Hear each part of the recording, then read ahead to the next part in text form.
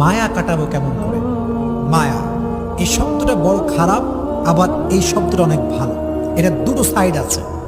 যখন আপনার একটা জিনিসের প্রতি মায়া লেগে যাবে, যদি এটা অতিরিক্ত পর্যায়ে হয়ে যায়, এক্সট্রিম লেভেলে চলে যায়, দ্যাট ইজ ভেরি ডেঞ্জারাস।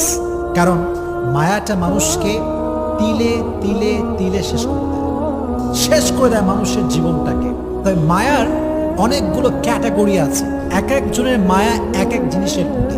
কারো মায়া টাকার প্রতি, কারো মায়া বাড়ির প্রতি, কারো মায়া বইয়ের প্রতি, আবার অনেক যুবকের মায়া হচ্ছে গার্লফ্রেন্ডের প্রতি। আছে না নাই? এক একজনের মায়ার সোর্সটা এক এক রকম। অনেক যুবক মানে মেসেজ দেয় যে হুজুর হুজুর কি যে কষ্ট জীবনে, একজন মেরে ভালোবাসছিলাম হুজুর, হাতে আমারে বাদ দিয়ে আরেকজন বিয়ে করে ফেলছে, জীবনে কষ্টের শেষ নাই। তো ওই যে মায়াটা লেগে যায়, ওই মায়াটা ওভারকাম করতে পারে। দ্যাটস ওয়াই দেখবেন আপনি যখন কোনো যুবকের দিকে তাকাবেন,